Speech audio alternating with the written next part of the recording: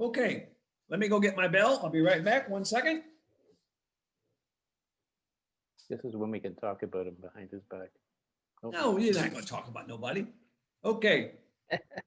I have a different type of bell because our big bell is in storage and in our hotel where we normally meet. So I have a different bell.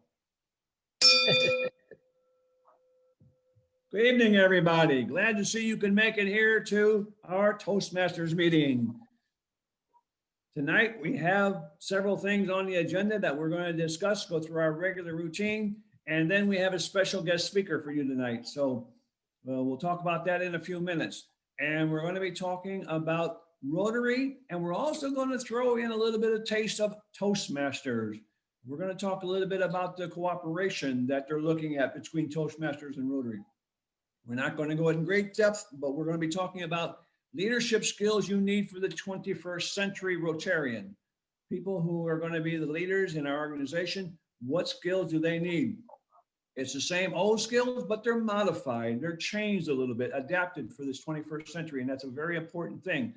We need to be adaptive. We need to make sure that we are able to change and that we can go along with all the things that are going on around us. Because Lord knows there's a lot of changes in the world, a lot of things going on right now. So as they occur, we have to adapt. So that's our task for all of us, is to learn how to adapt. And if you do that, you can be very successful in what you're doing. So tonight we have our agenda. You can see it on the screen. We're going to do the welcome of all the guests. Then we're going to read the four-way test the way we normally do. I'll make my president comments. The secretary wants to show a couple slides and talk a little bit. We're going to talk just briefly about our projects, not long. And then we're going to have the guest speaker to speak this evening. And when we're finished, we'll have questions and answers. And then we'll talk about the plan, what's going to happen for the next few weeks for our club and opportunities for you folks to join. So that's what we'll be talking about. And then we'll close. We will close by 9 o'clock at the latest. That's 2 hours from now, wherever you're located. We will be closing on time. We won't be running over this evening. So that's sort of the plan. What we need to do next is the same old tradition that we've been doing, and we need to follow through on it. I'm going to put the four-way test up on the screen.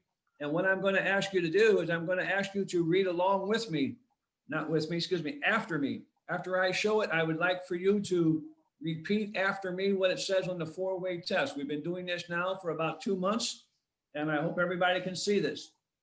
yeah. The four-way test of the things that we think, say, and do. The first one is it the truth? Please turn on your microphones so that we can hear you. Please turn on your microphones, everybody. Repeat after me. Is it the truth? Is it the truth?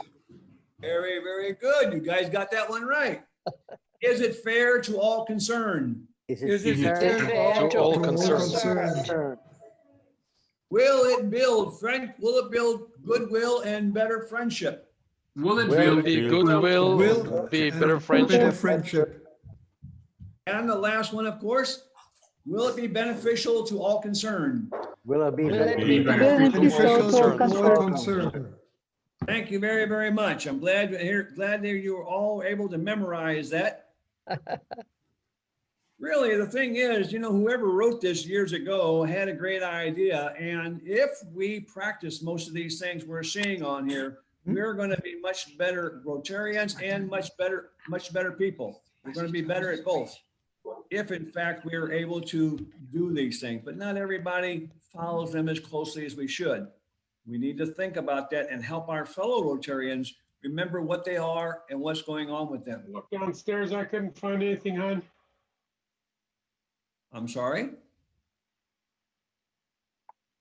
Comment? Somebody made a comment? I'm sorry, I missed it. No? Okay. As far as the president's introduction, I just want to let you know that we're a very small club. I think most of you already know that, but we're a club that's making a difference. I have received emails, as well as Randall has, from several people around the world in Rotary who said that they're very happy with our program where we are bringing in guest speakers. And we have had some very notable guest speakers. We just had Heidi Kuhn here a week ago, and it was a great, great story about her passion for peace, where she's removing landmines from around the world. We've been having some good people, some good stories, and we want to share that. And we can only share it now because of the Zoom and because of people being online. Before this pandemic, it would have been almost impossible for a small club to reach so many people around the world. Now we have that reach, and it's up to us as leaders to do something with it, not just let it sit. So we should all be trying to reach out and touch as many people as we can to have an impact around the world. We know Rotaries around the world. We just got to now connect with people for those connections to make our projects work and our charity work. We need to make sure that all those things are working because of the benefits that come from this. Yes, let's use the benefits we have right now. People are connecting around the world. It's probably going to stay this way for a while. We don't know for how long, but if there's enough benefits coming out of it, people will continue to do it in the future. And that's what we're thinking as a club, that we may want to in the future have both online and face-to-face meetings, have both types. Because when we're online, we can reach an awful lot of people.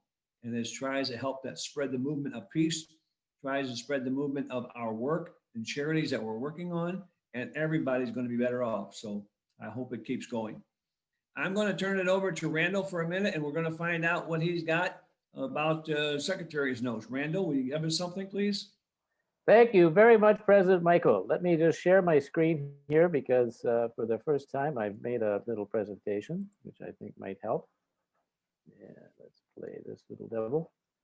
So just a few quick notes. As we are moving forward, I think we should try to find ways to share more information with the people in our meeting and also in our club. And I know many of you are not in our club visiting, so I will actually upload this as a PDF in the chat momentarily after I'm finished.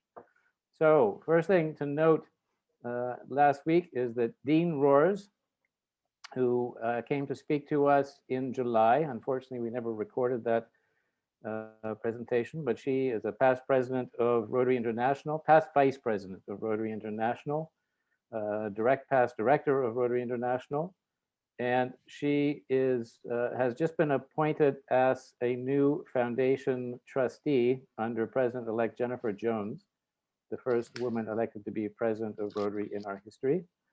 Dean has had a very special role as the RI special representative to Russia. And unfortunately, she has to step down from that role now because she's preparing for her new role as a trustee. So that's the first bit of news. Any of you who were with us in July, she gave us an amazing presentation. Second thing, we have Natalia Alexandrovna here, and I just want to make a note, and we also have Patrick from Moscow International. We are being invited to other clubs, and I'm going to do my best to share more proactively the invites that we're receiving from other clubs that are meeting online, excuse me, in English or Russian. Maybe Natalia, you could say something about, do you know anything about Aleftina Fourier, whose surname I might have misspelled? Right, Natalia, could you unmute? I'm sorry. Well, Aleftina's husband, Tibor Fourier, was the Consul General of France in Saint Petersburg some years ago. And he and Aleftina were frequent guests.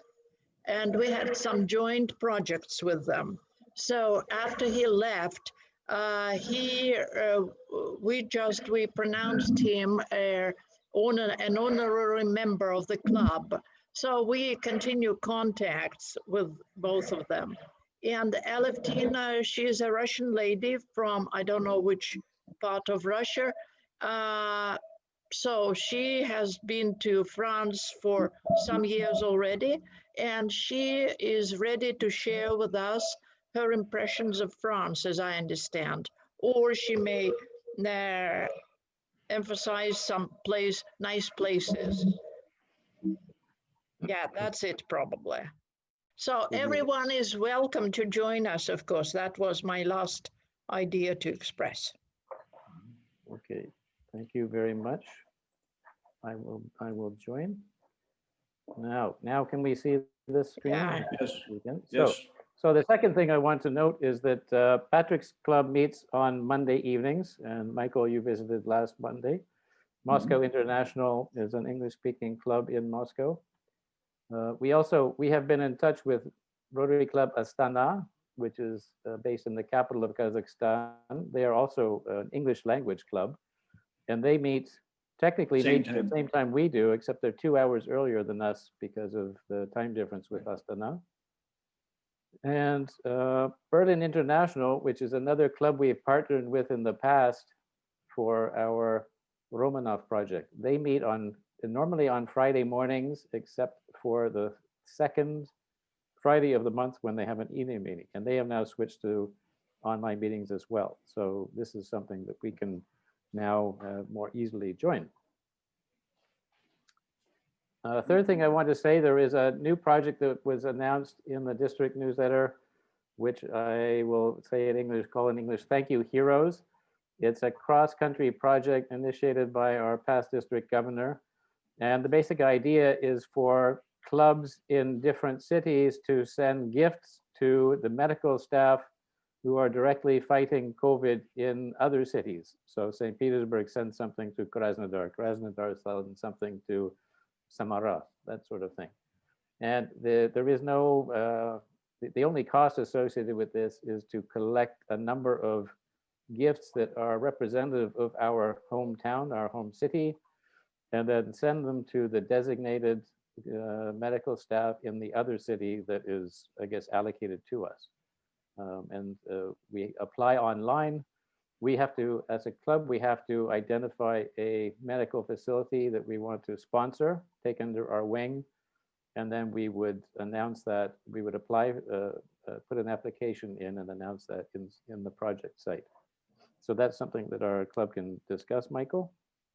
Okay. And last slide, I want to give you an update. So we had, going into this Rotary year, we had some legacy social media that were not terribly updated. And I have been in the last few weeks trying to clean them up a bit, actually the last few months, trying to clean them up a bit, make them a bit more alive.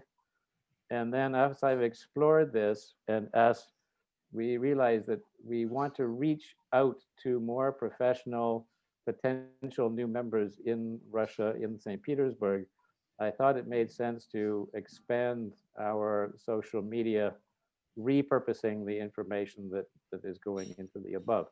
So we have a Facebook group which anyone on our meeting can join or post to. We have an Instagram account where I'm just posting our meeting notices. We have a MailChimp newsletter which has been reaching many people well, abroad, especially in North America.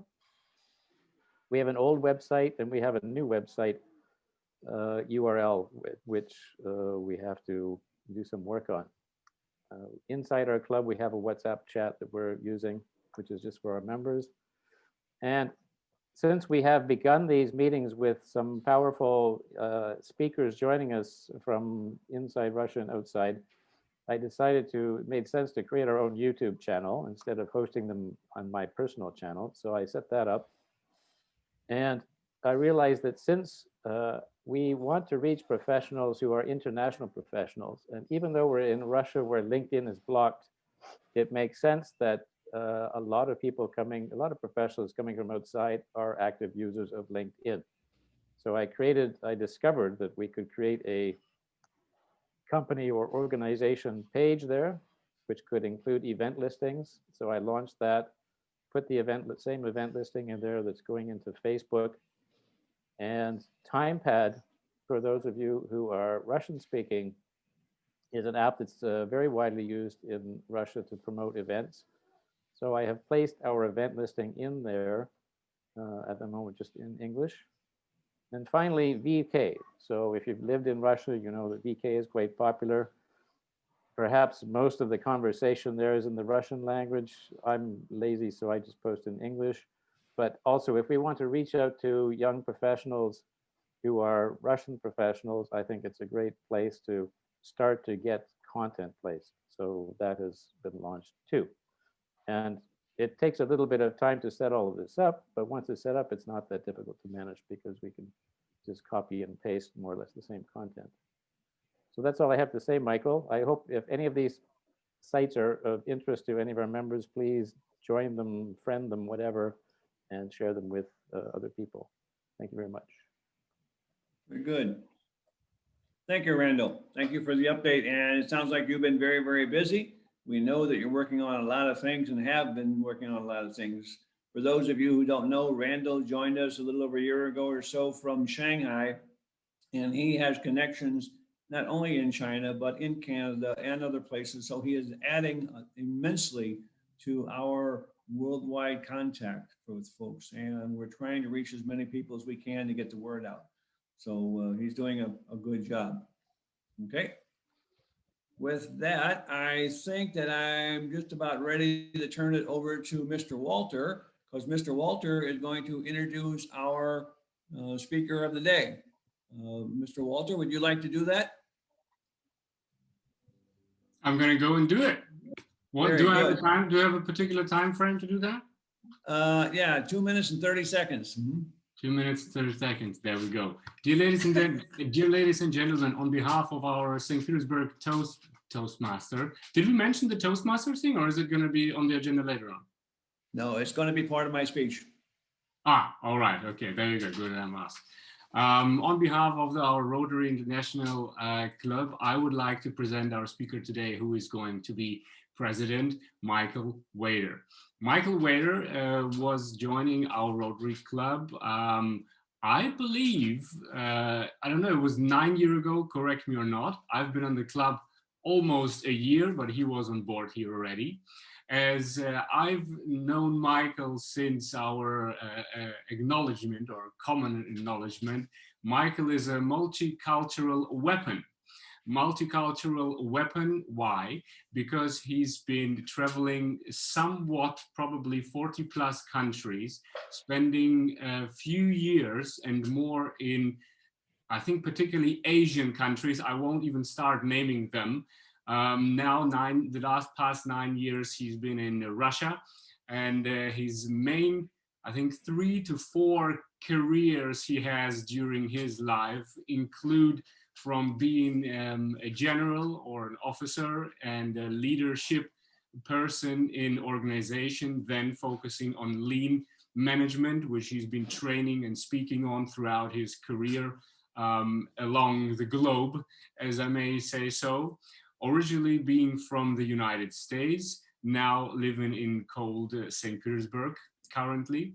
We are very, very interested in the fact that Michael has always some insights and stories on cultural insights and leadership skills we all can learn from. Based on that note, I actually have somehow the idea that the majority of the people tuning in know Michael better than I do, because he's been a very long, 23 years, I don't know, member of the Rotary Foundation and also the Toastmaster Club, which he will explain himself what this is. Herewith, I would like to give you a round of applause to our speaker of today, President Michael Wader.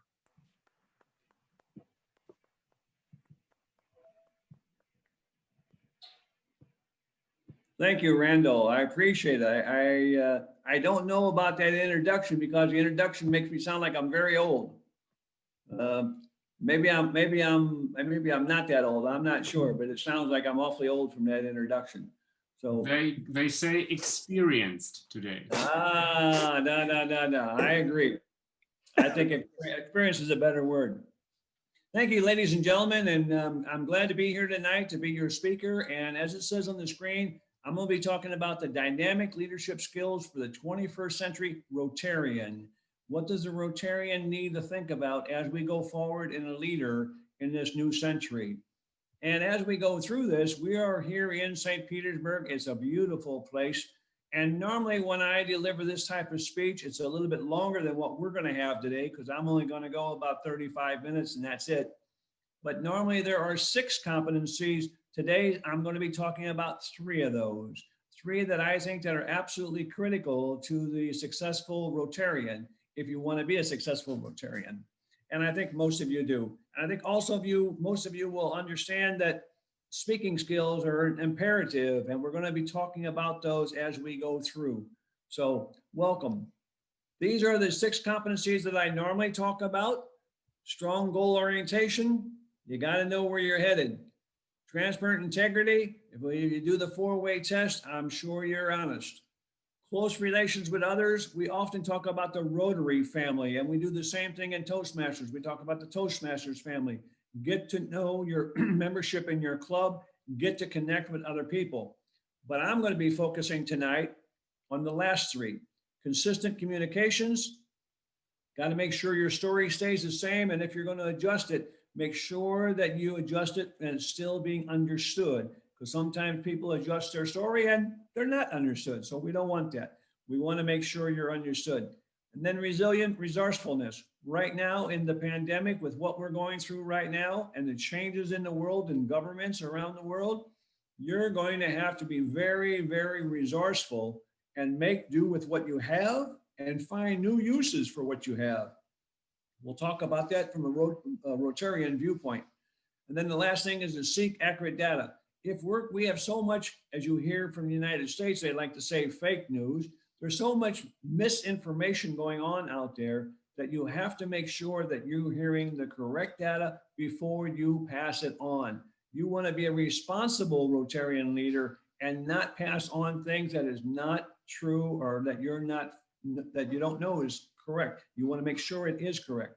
So those are the 3 that I'm going to be focusing on tonight. So number 4, consistent communications. I often talk to people and they say, Michael, I got to go talk to this group and explain something to them. My first question is to these people, did you sit down at your own desk? Did you take a pencil and paper and did you write down what you are going to say to those people? Write it down, read it to yourself, and think about it before you say it. Then you're going to have to think about when are you going to talk to them, what time of day, where are you going to talk to them, shop floor, office, or wherever it's at, or at a meeting, and is it going to be comfortable for them to be the receiver? When you are transmitting information to people as a leader, if you're the transmitter, it is your responsibility that the receiver understands it. Many people make this mistake in public speaking. They think that it's the audience's responsibility to listen. It's not. It's the speaker's responsibility to say it correctly so the people do listen. You have to motivate them.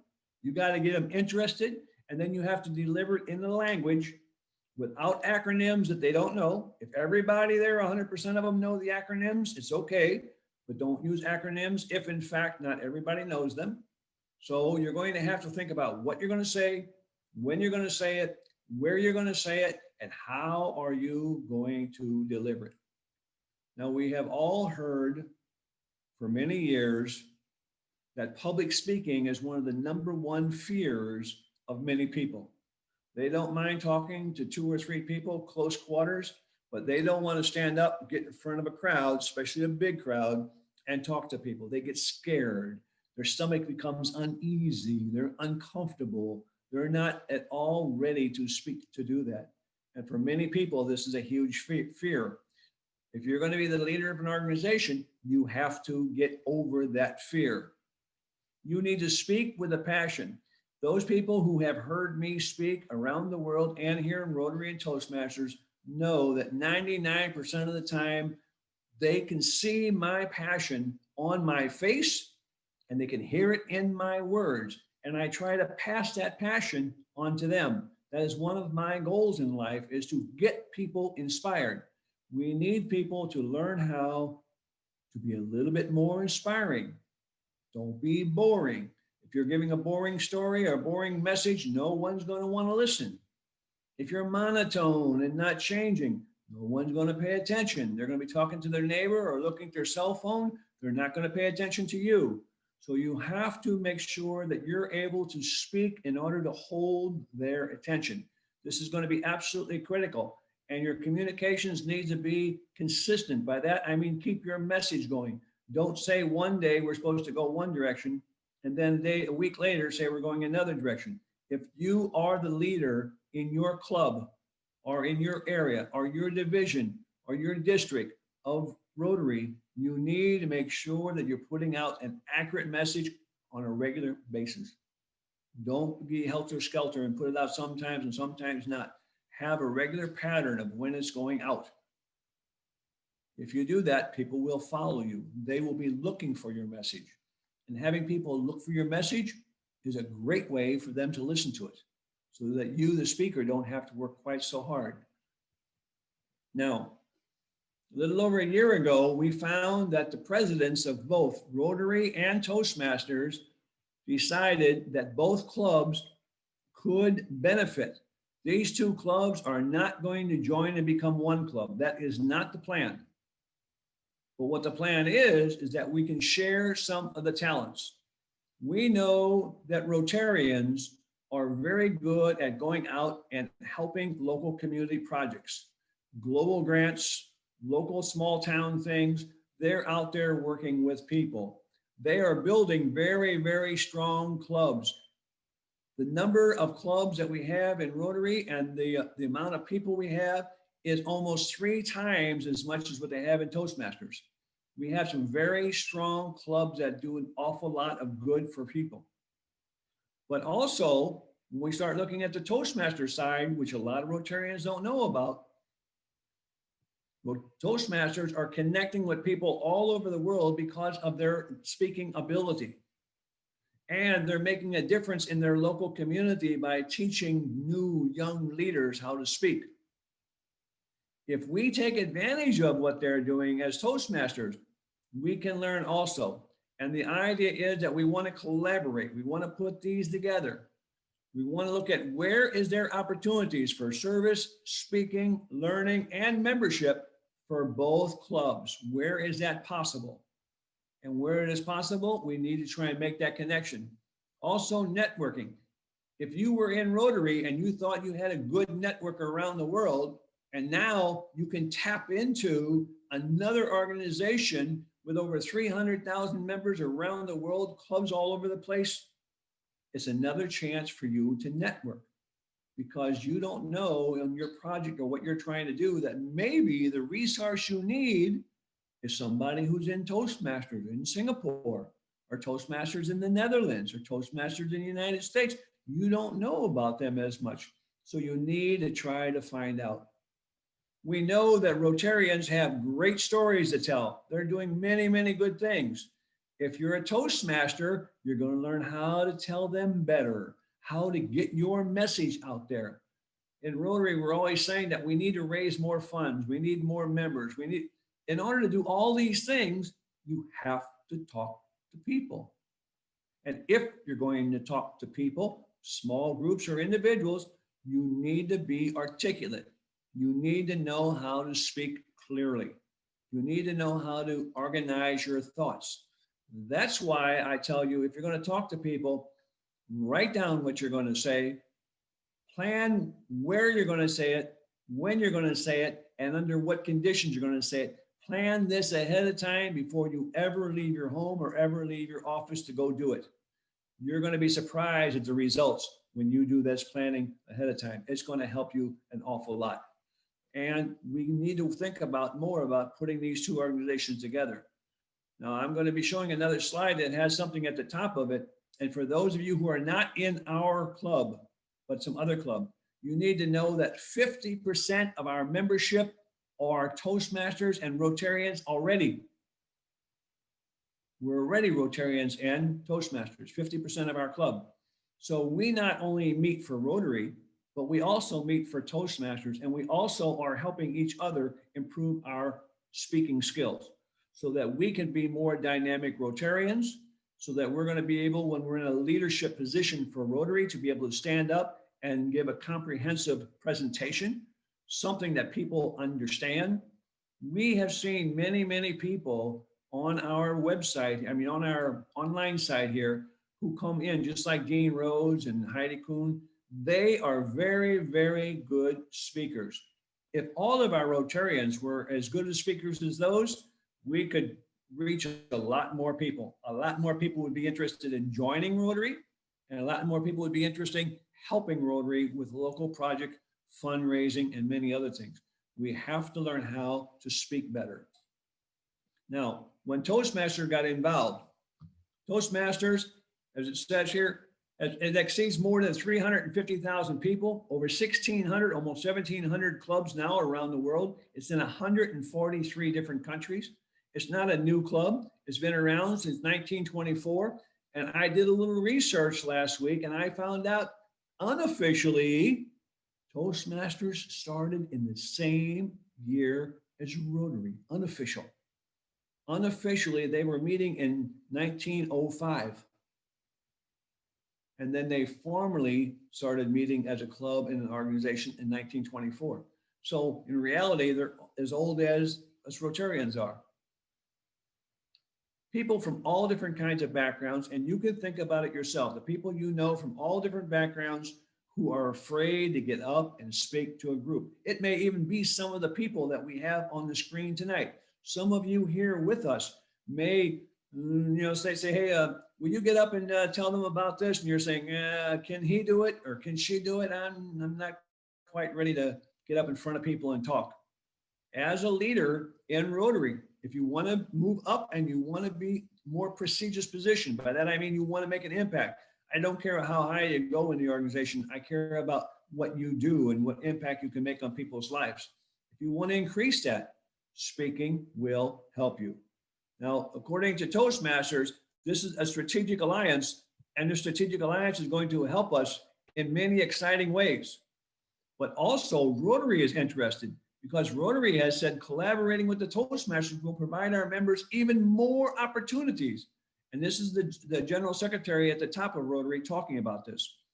We know we can give more opportunities for success in projects, in fundraising, in membership, if we are better speakers.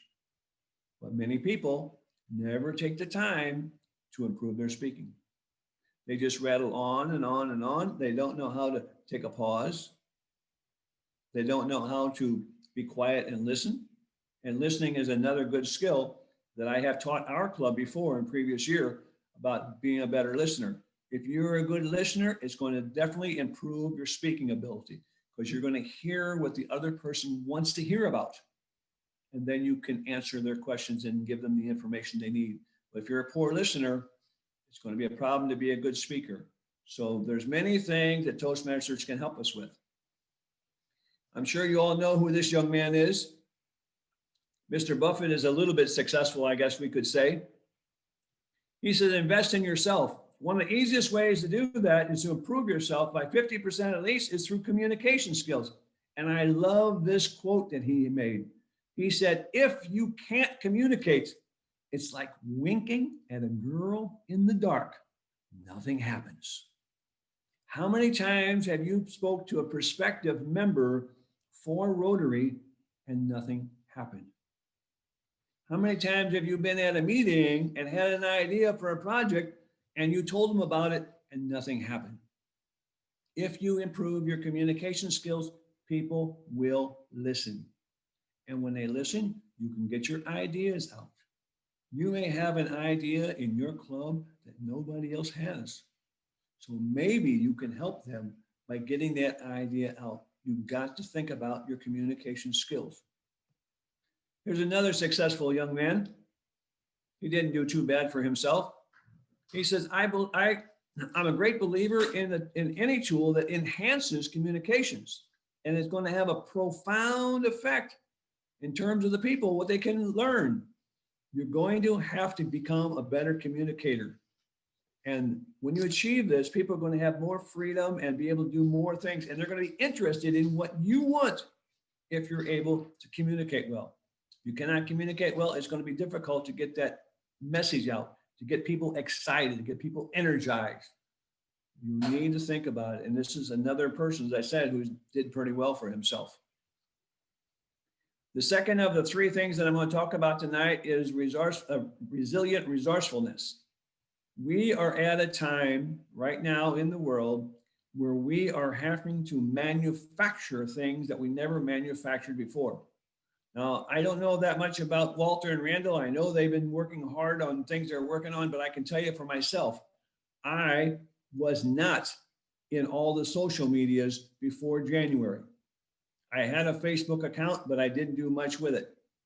After we got into lockdown and I realized that I cannot reach my customers face to face, I have to reach them online. And I've spent a tremendous amount of time now trying to learn how to master Zoom, how to master Microsoft Teams, how to master all the other things that are out there that I need to master in order to communicate with my customers. I have had to be very resourceful. When you don't have income, you don't have a lot of money. So you have to figure out where you're going to spend your money and be resourceful in using it. Many of the products, and this is something that you need to think about if you're going to get involved with this, many of the products out there, like Zoom and like other ones, have a free trial period for you to try it, where it doesn't cost you anything other than giving your email address to go in and try it and see if you like it. And on my computer, I have a cleaning process, okay? It's called CC Cleaner. And they have a not free trial, but they have a free service. It's the lowest grade, but it's free. I got resourceful. I wanted to find a cleaner to clean up my computer, all the viruses, all the junk and all that stuff. I had to figure out how to do that. If you go out there and look, ask around to your fellow Rotarians, ask around to your fellow Toastmasters, you're going to find that there's a lot of young people out there who know these things and can help us. I know tonight, looking at the people on our screen that we have here, most of us are not young people. Most of us are a little bit older. And I like to hang out with those people who are 25 to 30 years old because they have a ton of knowledge. And as a leader, I'm learning all kinds of new things to be updated for the 21st century.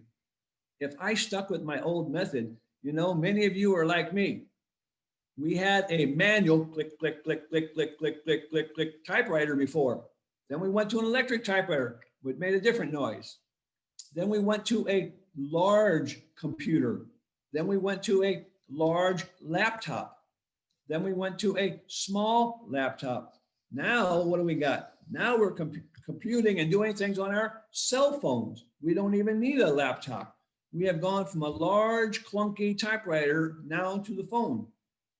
We have had to adjust. You're going to have to adjust more. As we go into this 21st century and get deeper into it, more and more new technology is coming. The fastest, easiest way I can recommend for you to learn it is to start hanging out with people half your age. Or if you're like me, almost 1/3 my age. And I'm hanging out with those people because they know how to do these things. Be resourceful. If these younger people know how to do it, spend some time with them. You'll be amazed what you learn from them.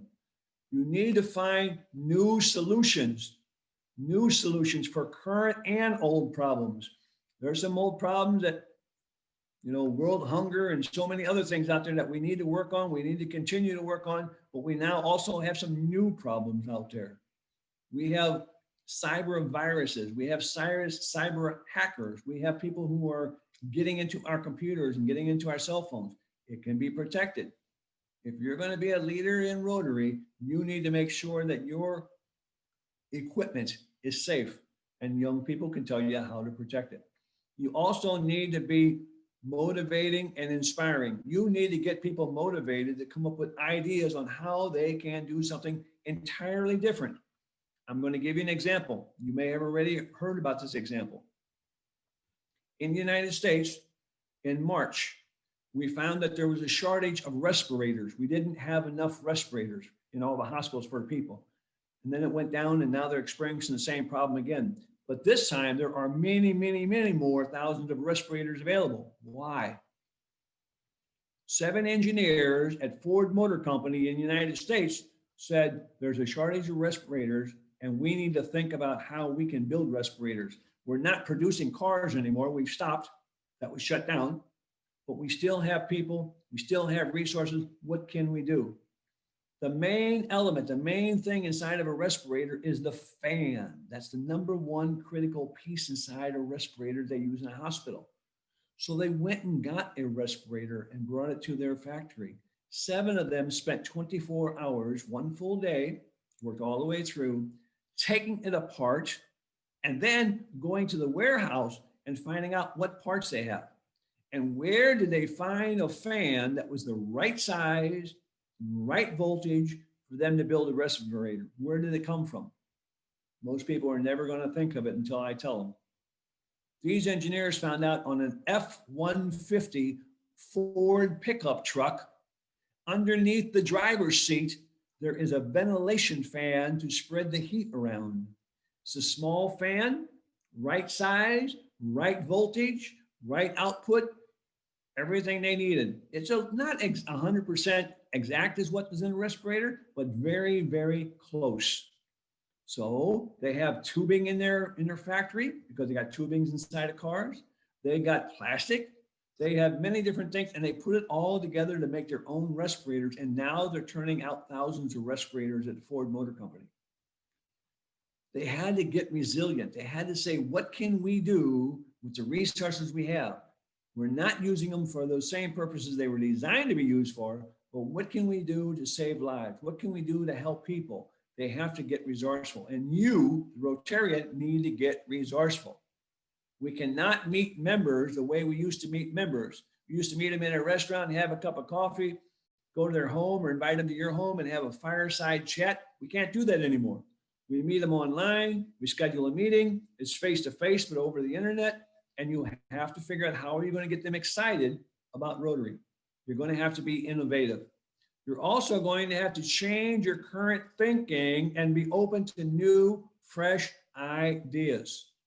If you go back a few years and somebody told you that Toastmasters and Rotary were going to combine efforts in some areas, people would have said, that's crazy.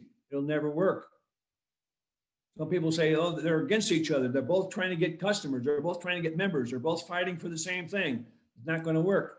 Well, guess what, folks? It does work. And we have many people now, not only the ones in our club, but in other clubs, who are joining Toastmasters and Rotary both. I've talked to some Toastmasters about joining Rotary, and I've talked to people in Rotary about joining Toastmasters.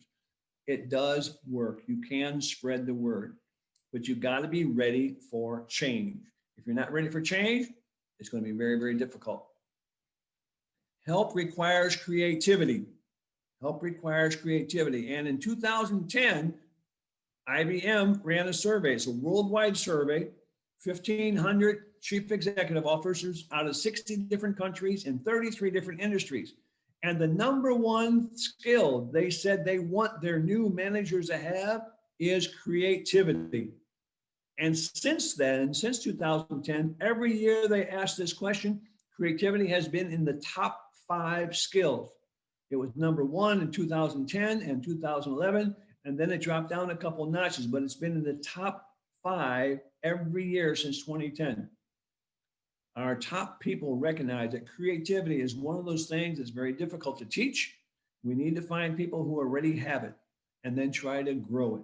If we're going to help people around the world, and we're going to do it both with Toastmasters and Rotary, we need to apply creativity. Otherwise, it's not going to work. When you're trying to be creative, when you're trying to come up with new projects in Rotary, we got a lot of projects already out there. A lot of them need to keep going, but we also need some new projects that are exciting. We have a younger generation of Rotarians.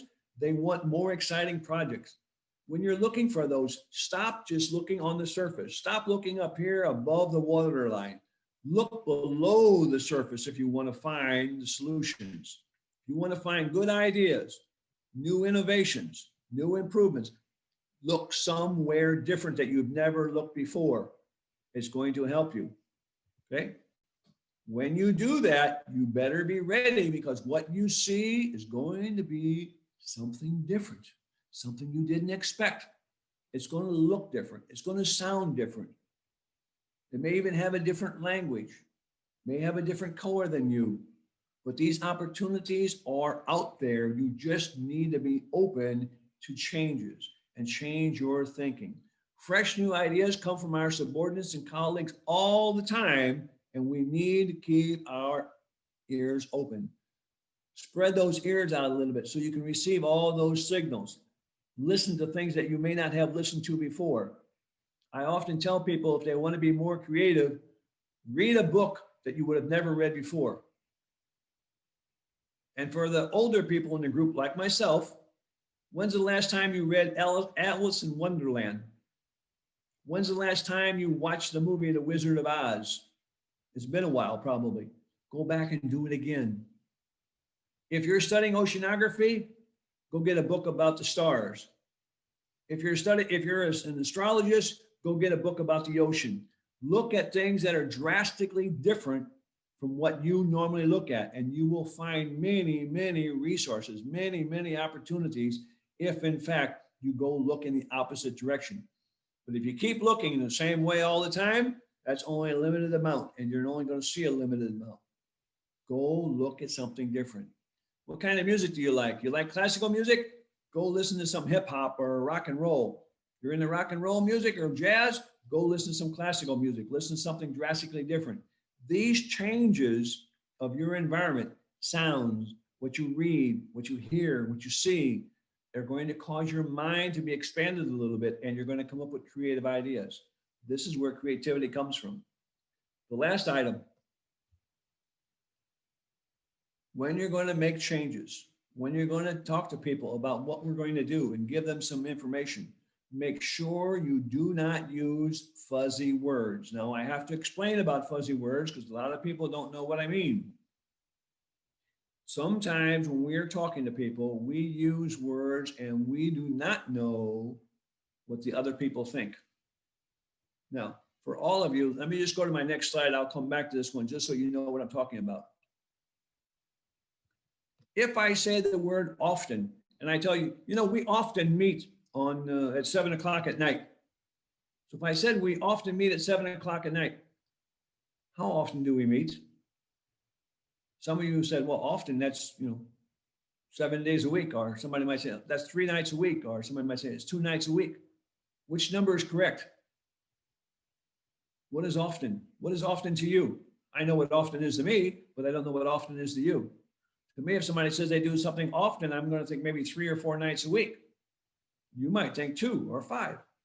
You see, when we use that word, people don't know exactly what we mean. Frequently, our meetings start on time. Frequently. How frequent is frequently? Does that mean always? Does that mean 90%? Does that mean 75%? Some people, when I ask them this question, they think frequently is 51%. Anything more than half is frequent. So if your meetings only start 51% of the time on time, guess what? They're not doing very well. But you could say, we frequently start on time. When you use these type of words, the people you're talking to don't know what you're saying. They have it in one number in their head, you have a different number in your head. Don't use these words when you're having conversations with your fellow Rotarians. I usually make a donation to the Rotary Fund every year, usually. Did you make one this one year, Michael? Well, I usually make one. That doesn't answer the question. Did you make it or not make it? You say usually. Usually for some people means that every year. Some people it's going to mean once every 10 years, but they use the word usually. We usually have about 8 members. Does that mean you have 8 members or you don't have 8 members? Well, we usually have about 8 members. That's too fuzzy. That's not clear. That's not distinct. People are not going to know what you mean when you use those words. We have too many errors, Somebody comes to your meeting and they say, we have too many people leaving our club. Have you ever heard that? Somebody said, too many people are leaving our club. And we find out that we had a club of about 25 or 30 and 1 person left, or maybe 2 people left out of 25. Too many are leaving. Well, if you tell me too many, I'm thinking maybe 35%, maybe 45%, something big. That's too many. But you may think 1 or 2 is too many. When you talk to people, don't use these fuzzy words. Okay? If you do that, it's going to be a problem. You need to develop the habit of talking in specific facts. Our club has 21 members, and one member has already left and another one has to leave because of a job change. So we're going to go from 21 to 19. If I say it that way, anybody is going to be able to understand exactly how many people we have and how many people we're leaving. There's no doubt. But if I say we got 21 members and a few of them are leaving, how many is a few? 2, 3, 4? Don't know. You're not specific enough. Be very, very specific. And when you're talking to potential club members to bring them into the club, be specific about how often we meet. What are the obligations? How much is it going to cost them? What are we expecting from them? We're expecting you to contribute 4 hours of social help or charity help per month. That's our club standard, 4 hours per month. If that's what it is, tell them that's what it is. If you don't have a standard, say, we don't have a standard, but we recommend people do 4 hours. Don't just say, every month you need to do something. Every month you need to do something doesn't tell me what I need to do. Doesn't tell me how much. And if I'm a potential member, I'm going to be a little concerned that you're going to be using up an awful lot of my time. But if you're going to use up only 4 hours in a month, I can live with that. Tell me specifically. Get in the habit of speaking in numbers. It's also going to help you in solving problems. When people come to you, if you're a leader in Rotary and one of your members comes to you with a problem and they have no data, no information, they haven't done any measurements, turn them around, tell them to go back out and do their homework and get the data first.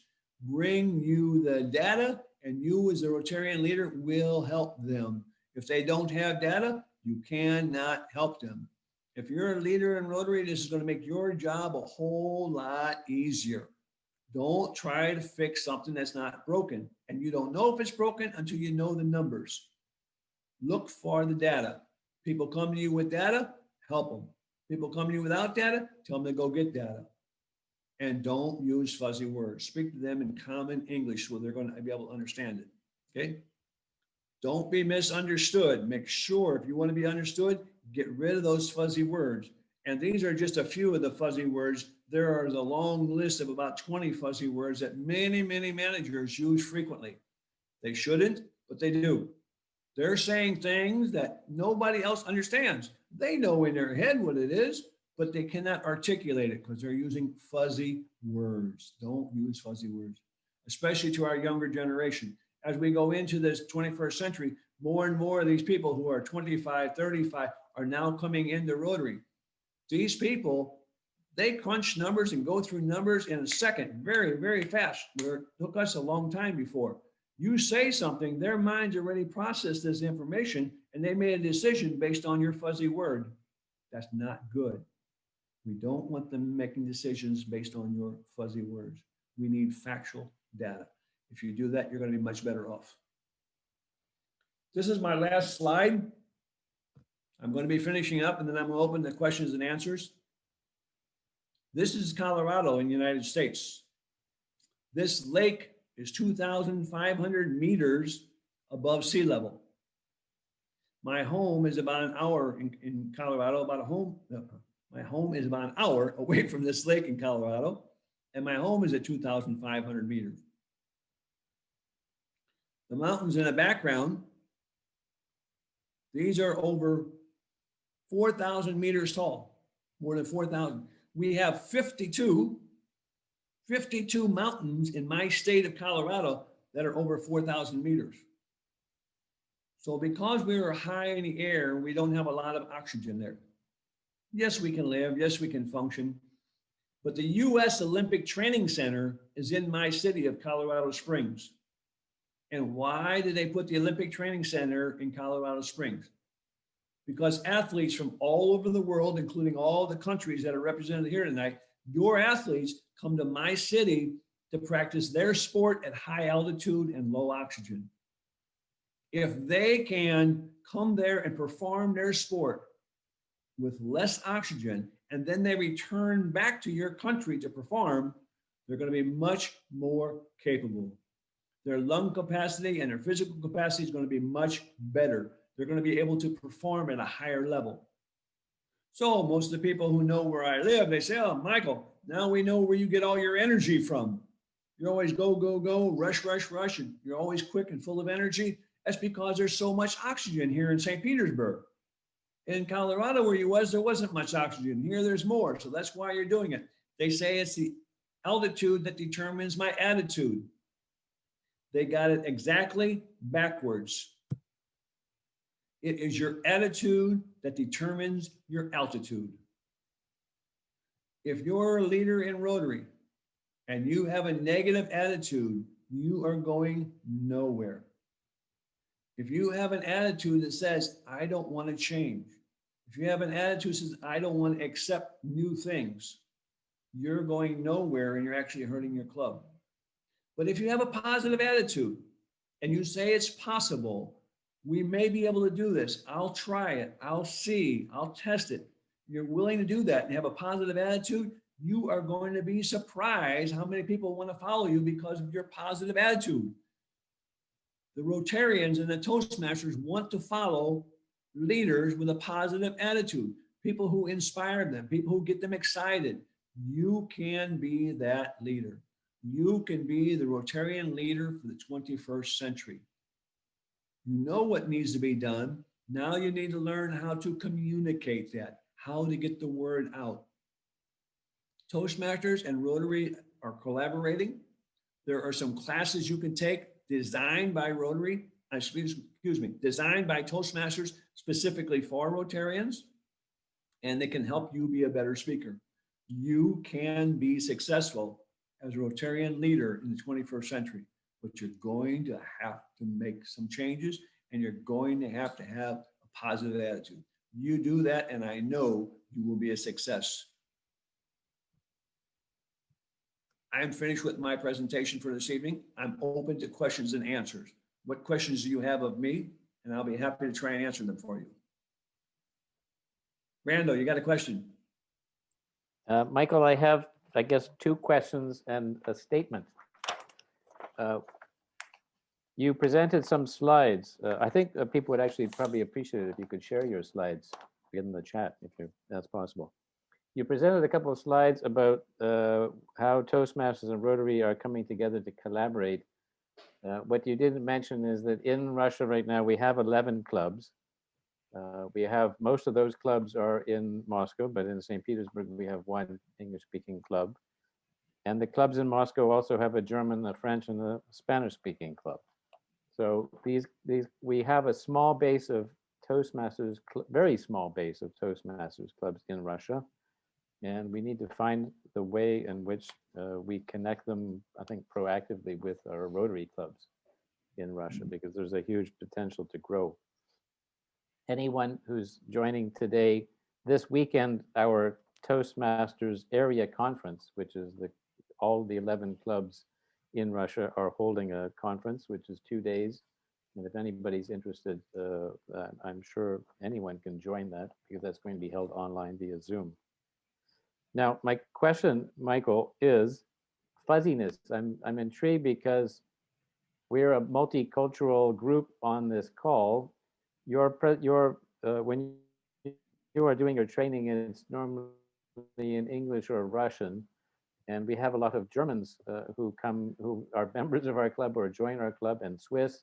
And I'm just curious if Germans and Swiss also use fuzzy words, because the stereotype I have in my head is that Germans are always very, very precise. And I wonder if they also have the same problem. The ones that I know do, Randall. The Germans that I know. Yes, I can confirm. I'm German, so I'm using a lot of these empty words. Yeah, thank you, Often, Kai. frequently. Randall, I have even found it in Chinese. I have found it in every culture I have gone, that they may not be the same fuzzy words we use in English, but they have fuzzy words that they get. It's because of laziness. People do not take in consideration what they're going to say before they say it. They just throw out the words, and it's casual, it's comfortable. We make a lot of mistakes. We have too many defects. We always are late. These are words that we just throw out there in all the different languages. And Germans, Italians, all over the world. I've been to 18 different countries where I have worked. actually physically done working with companies. And in all 18 countries, I have found either English or another language where they had fuzzy words. And when I give this in the training class, they always agree that, yep, we have them.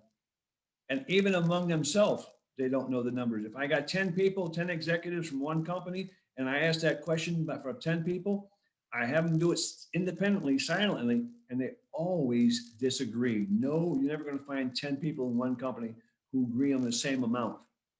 Too much is how much? Often is what, 75%? I don't know what the number is for you. I know what it is for me, but it's in all languages. And you had another second question. No, but my part B to that question is, okay, we're about 80% tonight male members. You're a guy, you've got a technical background. How does your message resonate with ladies in the audience? I have no problem. Matter of fact, when I go to Malaysia, I usually have more women in my audience than I do men, and they agree also. They say not only they do it, but they say their children do it like crazy, and they say they have to correct their children. Children tell their mom, I'll be home late tonight, Mom. What time is late? I don't know. Is it 10 o'clock, 11 o'clock, 12 o'clock? I want to know. So I have seen no difference really between men and women on fuzzy words. They're all using it. They may use different fuzzy words between male and female, but they're all using fuzzy words. Okay. Antonina, how are you tonight, Antonina? What you got? I just think about your fuzzy words. In neuro-linguistic programming, I think there is like a Milton model, and so this is maybe something from this, you know.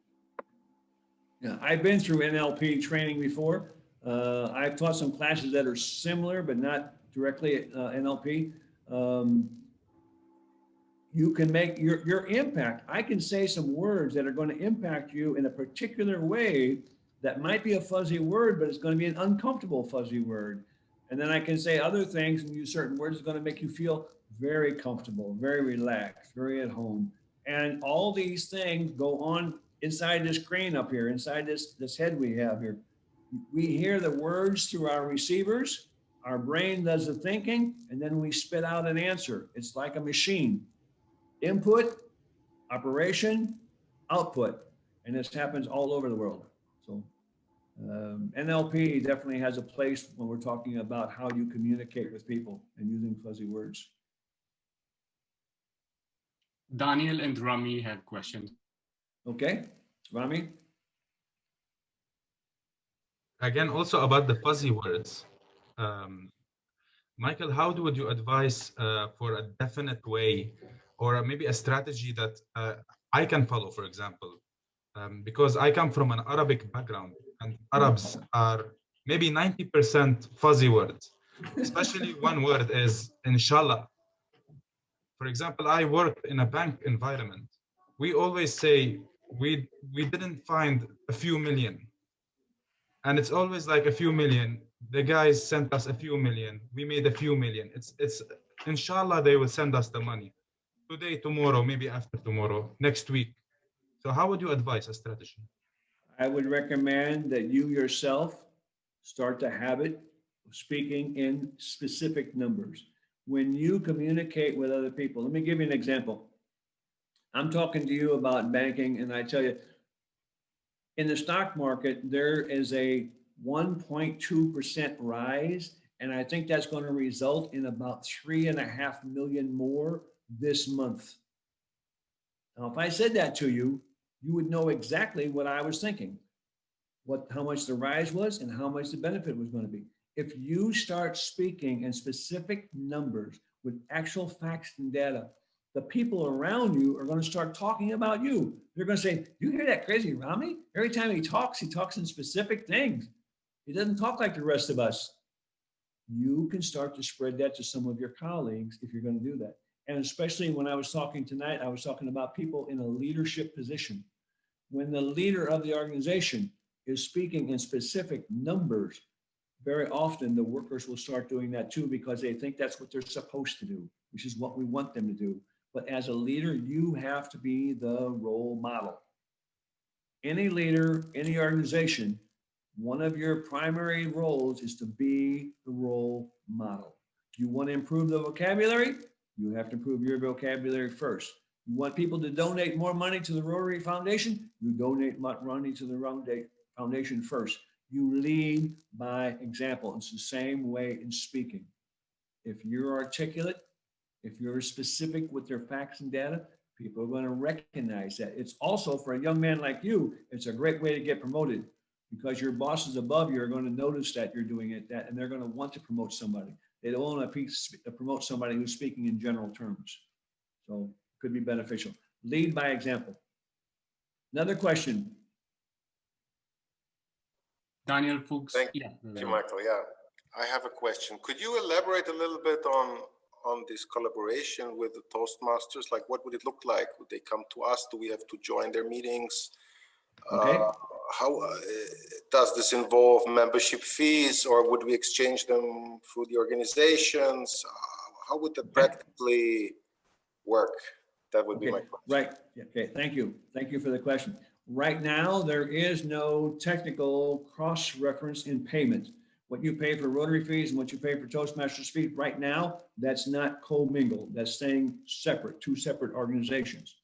But what has been done is that Rotary talked to Toastmasters, and Toastmasters designed 8 classes that Rotarians can go to. Yes, there is a fee to go to the class, but it is designed to teach you how to be a better speaker as a Rotarian. I'm just now getting the information. This was actually started in 2020 in January, before we got all this lockdown, and that has prevented a lot of spreading of the information. We would have heard a lot more about it had been people get out and talk about it. But there's going to be these courses offered. I'm contacting them now to find out what I can do to present that in Russia or into this part of the world.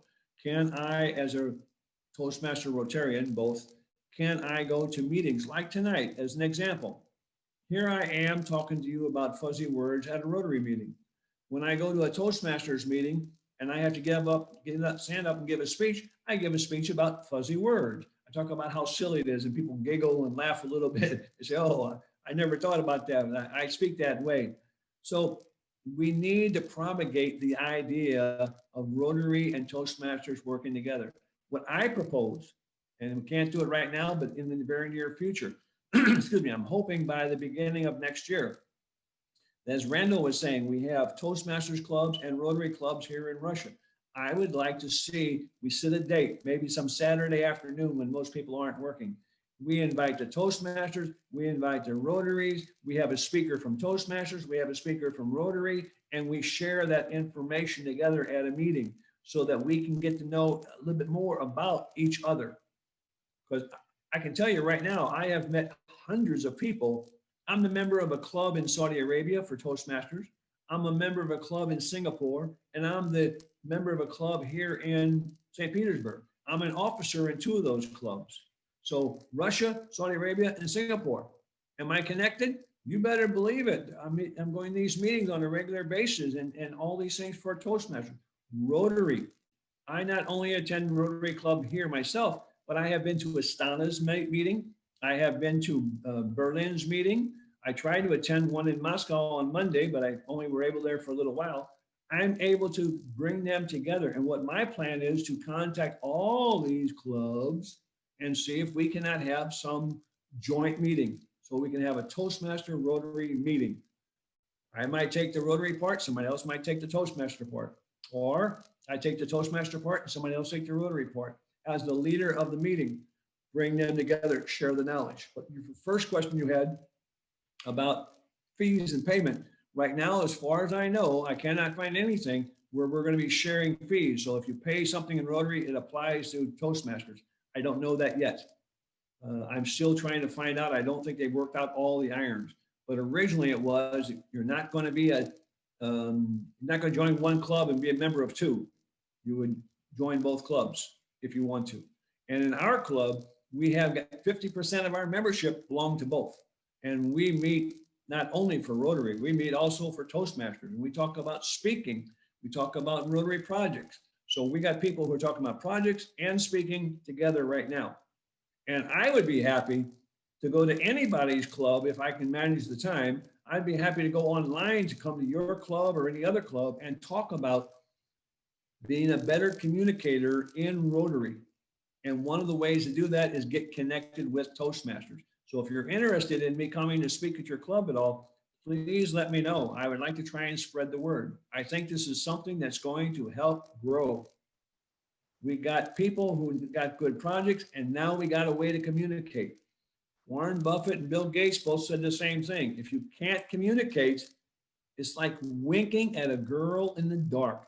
She's never going to know it. And people are not going to hear your message if you don't know how to speak correctly. You got to speak with the right words, at the right pace, at the right volume, at the right tones, and then people will start to listen. And if they listen to you, you're going to get a whole lot more done than what you got done before. So as I find out more information, I'll post more information about this as if I find out anything about the fees. I think it's definitely a great idea to connect these two kind of organizations and create a cross collaboration between them. I'm also a member in other international organizations, and they have also cross partnerships with other international organizations, and they both benefit from it. Right. My second question is, what does it comprise? Like, what languages? Would they do it in Russian, in English? Would they do it in Russian? Could they offer practicing speaking in other languages? Just right. What do you think, or what do you know about that? Right. Right now, Rotary Toastmaster International has all their materials and training in 9 languages right now. In Russia. Oh, in Russia. It is available in Russian and in English, but around the world in 9 different languages. And those 9 languages cover just about all, you know, if they had 20 or 30 languages, they'd probably have 1 million members. But right now they only got 350,000 and they got 9 languages. But they're in 143 different countries. So that means that those other countries who may not speak their local language are speaking one of those 9.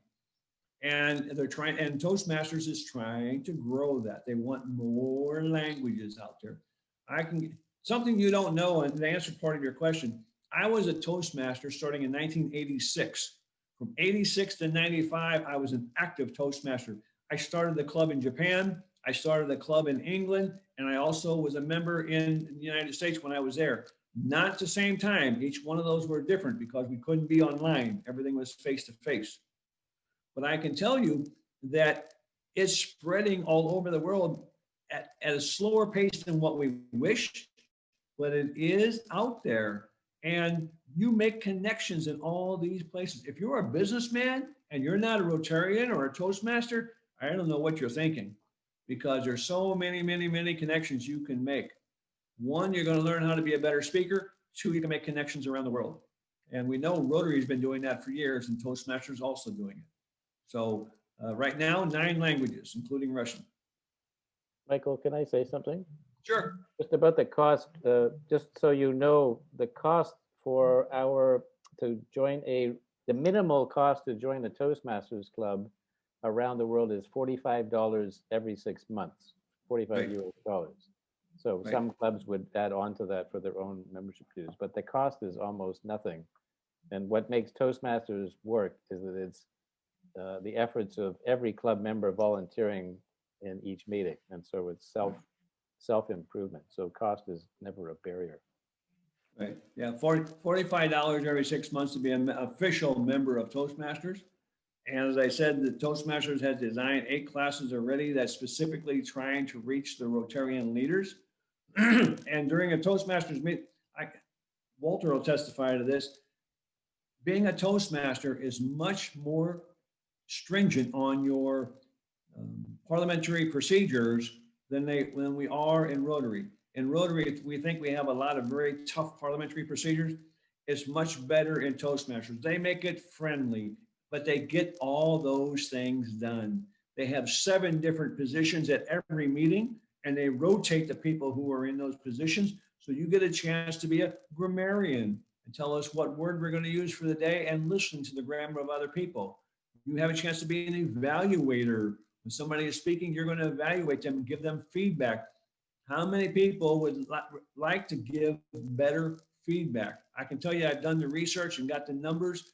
More than 80% of the managers in America say giving feedback to their workers is one of the things they hate the most.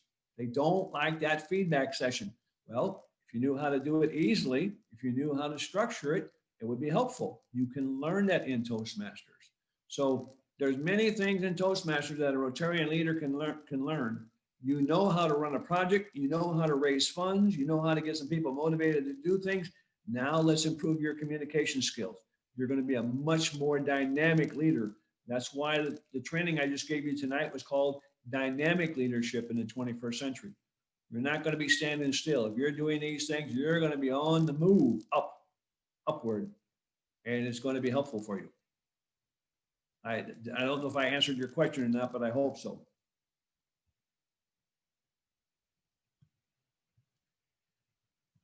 Yes? I don't hear anybody. There were more. Natalia has one. Yeah, Natalia. Here. Natalia. Okay, yeah, okay. President Michael, thank you very much. It was very inspiring. Thank you very much. That was very interesting. I have a comment. May Okay. I know a category of people for whom the problem of fuzziness may not be applied. And I personally work with these people. These are master's students studying sciences. Yeah. And fuzzy words are not for them. They are always very precise with the words that they use. However, they are to be worked on in another direction, on another aspect. And this is what my responsibility is. I teach them academic speaking, public speaking, which means scientific presentations. And their problem is usually, well, you know, they are brought up, their psychology, their heads are so structured that they know that new information should be presented in an objective way. And therefore, they use often passive voice, and the quality of their voices, they're of no importance for them. So they may be monotonous, slow, quick, whatever. But this is what I work with. This is my material, my personal work and responsibility. And what you said was extremely interesting. I'm going to think about it, maybe talk about it with my students. I want to find out if they use any fuzzy words. Yeah. Never noticed that. That's very, very good. And I'm glad you're doing that, because if I get involved in the scientific world, I get lost quickly. I can crunch numbers fast, but I get lost when I'm with a bunch of scientists. And usually if I get scientists, I try to get them to laugh, and they learn more by listening to me when there's a little bit of humor. So I find that a lot of the scientists who talk to other scientists are a little bit dry, hard on numbers, hard on facts, but their conversation's a little dry. And when you add a little bit of humor to it, it causes them to relax a little bit and then understand a little bit better using humor. So that's another thing that we teach at Toastmasters. We have a whole track on what's called engaging humor, where you go through a process learning how to add humor to your speeches and the way you talk. I'm in the middle of that track right now at one section that I'm following through, because I need to add more humor to my speeches. I was not a very humorous person, but I need to add some humor. So I'm studying that now. So I would like to talk to you more about this. We can continue, and you're more than welcome to come to one of our Toastmasters meetings just for the heck of it, to watch and see what we do and listen to what we do. It might be a good thing for you to do. I don't know if you'll pick up anything. Maybe you can teach us something, because you're also a professional at this. So maybe you can teach us something in Toastmasters. Thank you very much. Thank you for the invitation. Thank you. I'd love to. We'll let you know when it is. Any other questions? Andres, you got your hand up. You're asking a question? No? No. Anybody else got a question? No questions. Okay, I'm going to turn this, excuse me, something we skipped in our agenda. It's on that side. In the agenda, we didn't talk about our projects for our club. We don't have a lot of update to give you right now, but we are in the process of donating to the Shanghai Rotary Club, where they have the Gift of Life. That's an international grant that they're doing, and they're trying to raise more funds. We have sent messages out to several clubs so that they know about that project, and we made a considerable contribution to them. We also are still working on the Romanov Center. It has now changed its name. Randall, I think it's Children Rehabilitation Center. Is that correct? Something like that? Randall, do you remember what the name is that is? The center's been changed? He's thinking, I think it's Children's Rehabilitation Center.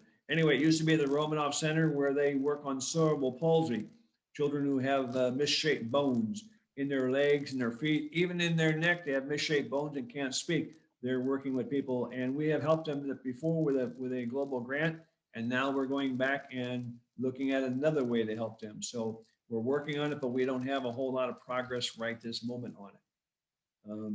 So that's about it with our projects, I believe. Randall, do you have any other update on the projects, or Walter, anyone update on projects? No, apart from the purifier, which we have accomplished, and I'm not sure this is a private one between you or, I don't know, Andreas Bohne, if we are receiving the last document for it. If not, then I go ahead and file it to Ulyanovs, but we handed them over. I think that was probably communicated already a week or two ago. Right. So yeah, that was the air purifiers we provided to a school because the school wanted to open up again. And they did open and then had to close because one of their students got infected with the virus. And then they reopened, and now they have 10 purifiers, and it's helping to keep the school open. We don't know how long it's going to last, but at least we're trying to help and make a contribution to the school by providing them with air purifiers. So that's another project that's relatively finished as far as most of us are concerned. So if we don't have anything for projects to talk about, and I've given the presentation for this evening, the next thing on the agenda to talk about is our schedule. We're going to meet on the 25th of November, but for all of our visitors, this is just news for you. We will not have an open meeting. It will be a closed meeting just for our members. We're going to be working on our budget and our schedule of events and things for the winter and planning for 2021. So it's going to be a planning meeting for us. So on the 25th of November, we will not have visitors. We will still do the meeting on Zoom online, but it'll be a closed meeting. So that's just a heads up if you want to come back for another meeting. On the 2nd of December, I believe we have a speaker arranged. Randall, will you tell us just a little bit about that? Yes, so we have last week after our meeting, we had the pleasure of being joined by Kenneth Quinn, who just popped in while we were having some private club discussion. And Kenneth Quinn is a former U.S. ambassador to Cambodia. He was a career diplomatic officer, and after he came back to the United States, he became the chairman of something called the World Food Prize. He has retired from that role now, so he's the chairman emeritus of the World Food Prize, and that's what I think he's going to speak about. And it's actually quite interesting. It's a sort of Nobel Peace Prize type thing, but in the agricultural, agri-food sector. So he will speak to us in 2 weeks, and that will be very interesting. That'll be on 2 December, And we are already talking to somebody to come in either the 9th or the 16th that we're talking to. They haven't confirmed yet, so I'm not going to announce their name until we get a confirmation on them. But we're still looking for our speaker for either the 2nd or the 9th. We have one, but we need a second one. And then that's pretty much going to wrap us up for the year. We're going to have our Christmas party on the 23rd, if we're allowed to have it. So we're going to have to wait and see that. But we're planning on having our Christmas party on the 23rd at the Astoria Hotel here in St. Petersburg. Anybody's going to be in town at that time, if we're going to have our Christmas party, you're more than welcome to join us. There's no extra fee for coming. Just come on, join us. We'll be happy to have you there. I think that's all the news that I have. Sorry, first I have to unmute. President Michael, thank you very much for this very interesting speech, and thank you to our guests who joined our open meeting. I just have a question to our club members who visited us, our home 2 weeks ago. Maybe someone is missing a scarf. So if someone is missing a scarf, it's in our home, and if you want, come by and pick it up. Thank you, Andreas. For those of you, I think most of our members were there, not all, but we went to Andreas's home and we had a fantastic meeting that was cultural.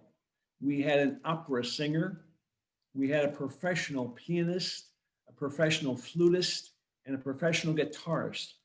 One of our members teaches at the musical conservatory here in St. Petersburg, and he arranged for relative and friends to come to our event and gave us a fantastic performance. The people were there were just amazed by the quality that we had of our performance.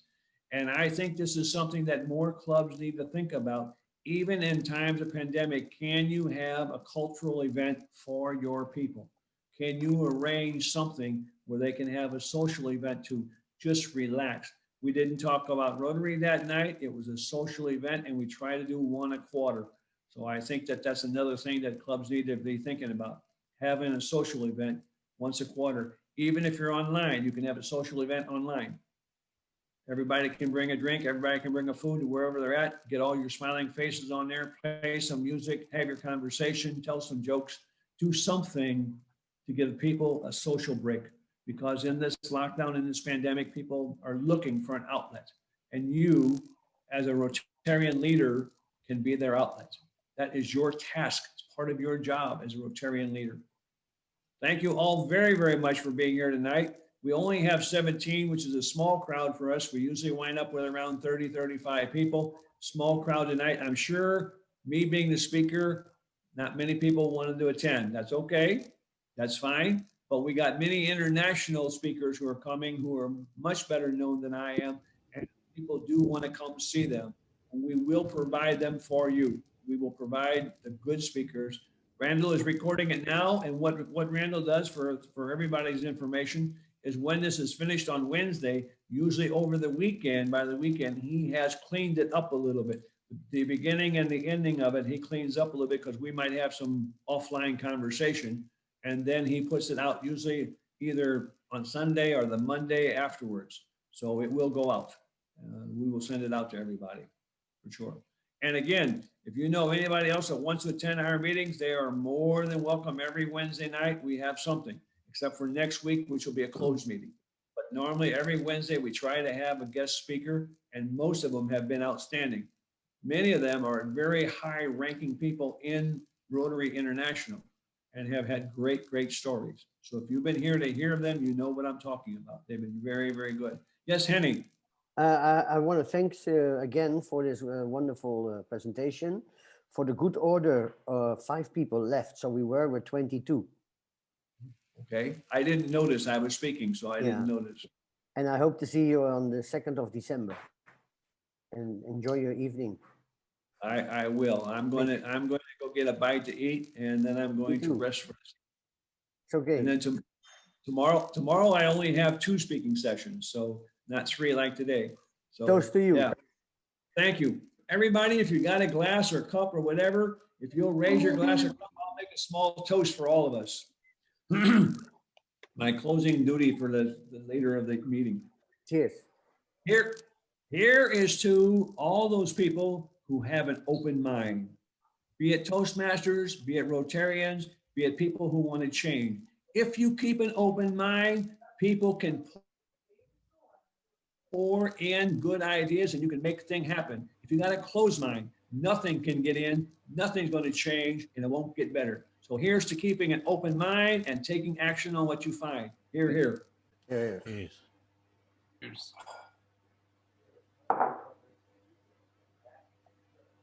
Thank you all.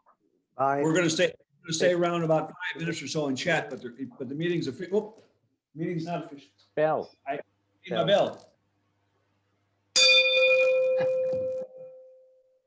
Thank you very much. Good evening. One these days, I'm gonna break that wine glass one of these days. I hit it so damn hard. I gotta be careful. Gotta be careful.